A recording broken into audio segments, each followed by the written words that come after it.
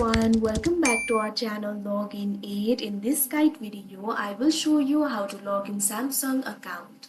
So first of all, what you have to do is launch open any browser of your choice. You can see over here I've opened Google Chrome. Now click on the search bar and type in account.samsung.com. Press enter. Now you can see over here you'll be led to the official website of Samsung. Initially you'll be led to this kind of interface. If you do not have the Samsung account yet, you can create the account for yourself by clicking on this option, create account. But if you already have the account and if you want to log into your account, click on this option, sign in.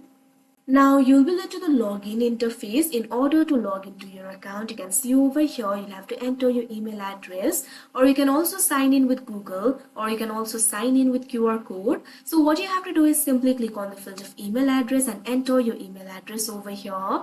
Now after you do that, click on the next option that you can see on the screen. Now you'll have to enter your password. Simply click on the field of password and enter the password over here. If you've forgotten your password, you can click on the option forget password and you'll be able to recover it. Otherwise, simply enter the password. Now after you enter the password, click on the sign in option that you can see on the screen.